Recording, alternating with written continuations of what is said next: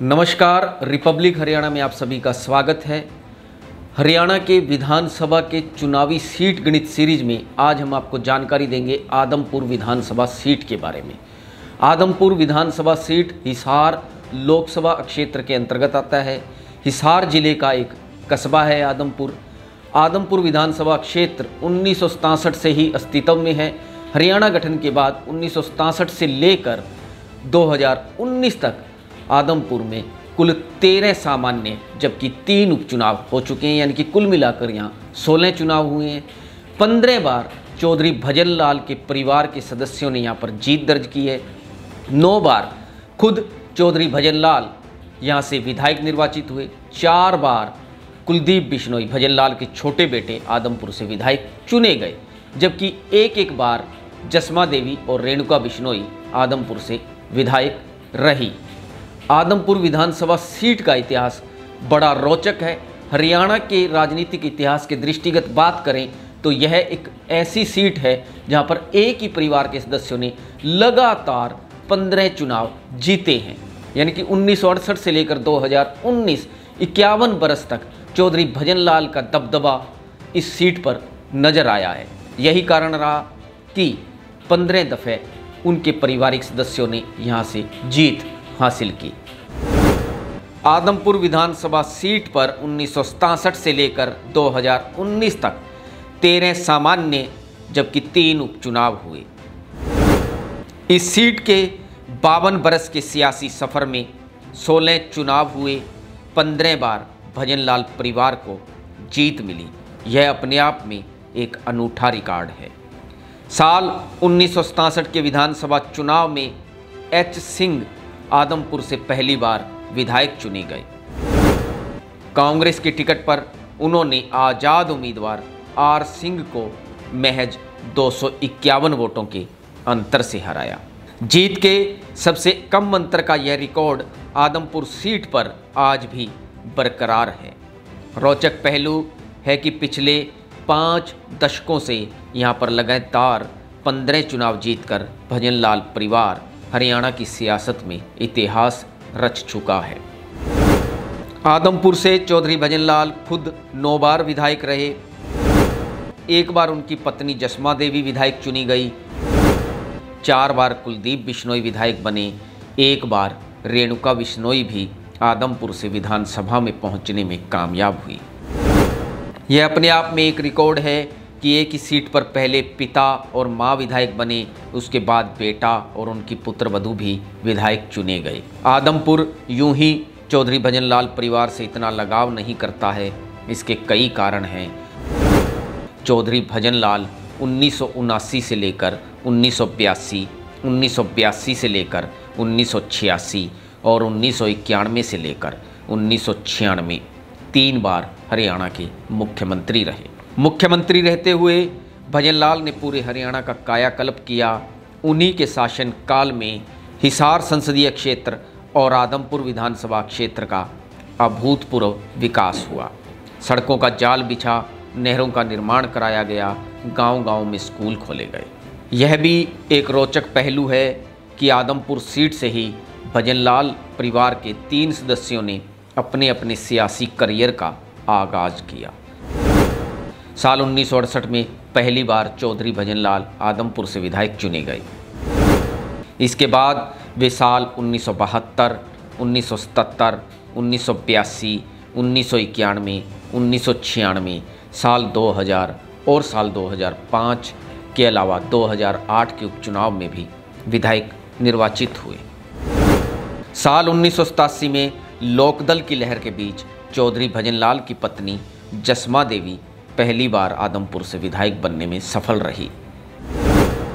साल 1998 में हुए उपचुनाव के जरिए कुलदीप बिश्नोई भी पहली बार विधायक बने।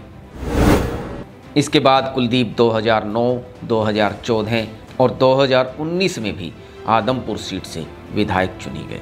इसी तरह से साल 2011 में हुए उपचुनाव के जरिए रेणुका बिश्नोई ने सियासत में एंट्री की और वे भी पहली बार आदमपुर से विधायक चुनी गई। चुनाव दर चुनाव नज़र डालें तो 1967 के पहले चुनाव में कांग्रेस के एच सिंह ने 16,955 वोट लेते हुए 251 वोटों के अंतर से जीत दर्ज की। आदमपुर के पहले 4 चुनावों में आज़ाद उम्मीदवार ही मुकाबले में रहे। 1968 के विधानसभा चुनाव में चौधरी भजनलाल ने 23,723 वोट हासिल करते हुए आज़ाद उम्मीदवार बलराज सिंह को लगभग 10,000 वोटों के अंतर से पराजित किया। 1972 के विधानसभा चुनाव में चौधरी देवीलाल ने भजनलाल के सामने आज़ाद उम्मीदवार के रूप में ताल ठोकी। कांग्रेस से उम्मीदवार भजनलाल ने 28,928 वोट लेते हुए चौधरी देवीलाल को 10,961 मतों के अंतर से पराजित कर दिया। 1977 का चुनाव जीतकर भजनलाल ने इस सीट पर जीत की हैट्रिक लगाई। 1977 के चुनाव में भजनलाल को 33,193 वोट मिले। उन्होंने आज़ाद उम्मीदवार मोहर सिंह को 20,803 वोटों के अंतर से हराया।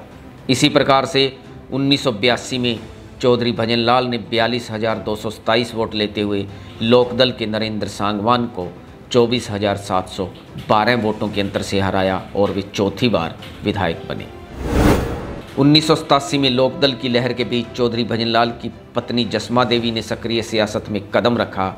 जसमा देवी ने करीब 41,152 वोट लेते हुए धर्मपाल सिंह को 9,272 मतों के अंतर से पराजित किया। साल 1991 के चुनाव में भजनलाल ने जनता पार्टी के हरि सिंह को 31,596 मतों के अंतर से पराजित किया और वे 5वीं बार विधानसभा में पहुंचे। 1996 के विधानसभा चुनाव में चौधरी भजनलाल ने हरियाणा विकास पार्टी के सुरेंद्र सिंह को करीब 20,000 वोटों के अंतर से हरा दिया। इसी प्रकार से साल 2000 के चुनाव में चौधरी भजनलाल ने करीब 63,000 वोट लेते हुए भारतीय जनता पार्टी के प्रोफेसर गणेशी लाल को 46,000 मतों के अंतर से हराया। साल 2005 में भजनलाल ने रिकॉर्ड 71,000 वोटों के अंतर से जीत दर्ज की और वे 8वीं बार विधायक बने। इसी तरह से साल 2009 में कुलदीप बिश्नोई ने हजका की टिकट पर चुनाव लड़ा और कांग्रेस के जयप्रकाश को करीब 6,000 वोटों के अंतर से पराजित कर दिया। 2014 में कुलदीप बिश्नोई ने हरियाणा जनहित कांग्रेस की टिकट पर चुनाव लड़ते हुए इनेलो के कुलदीप सिंह बेनीवाल को लगभग 17,000 मतों से पराजित किया। इसी प्रकार से 2019 में हुए विधानसभा चुनाव में कुलदीप बिश्नोई ने 63,693 वोट लेते हुए भारतीय जनता पार्टी की सोनाली फोगाट को 29,471 मतों के अंतर से पराजित किया। आदमपुर में 3 उपचुनाव भी हुए। साल 1998 के उपचुनाव में कुलदीप बिश्नोई पहली बार विधायक बने। इसी तरह से साल 2008 में हुए उपचुनाव में चौधरी भजनलाल को जीत मिली, तो साल 2011 के उपचुनाव में रेणुका बिश्नोई पहली बार विधानसभा में पहुंची। विधानसभा का चुनावी गणित सीरीज में आज हमने आपको जानकारी दी आदमपुर सीट के बारे में, जिस पर चौधरी भजनलाल परिवार का दबदबा रहा। चौधरी भजनलाल यहाँ से 9 बार विधायक बने और वे 3 बार हरियाणा के मुख्यमंत्री भी रहे। वर्तमान में चौधरी भजनलाल के छोटे बेटे कुलदीप बिश्नोई आदमपुर से विधायक हैं। विधानसभा सीट की चुनावी सीरीज आपको किस तरह से लग रही है, इसके बारे में हमें कमेंट करके ज़रूर बताएं। अगर आपका कोई सुझाव है तो भी हमें अवश्य अपना सुझाव कमेंट करके बताएं। अगर आपने हमारे चैनल रिपब्लिक हरियाणा को सब्सक्राइब नहीं किया है तो हमारे चैनल रिपब्लिक हरियाणा को सब्सक्राइब करें, बेल आइकन को दबाएं ताकि लेटेस्ट वीडियो की अपडेट आप तक पहुंच सके।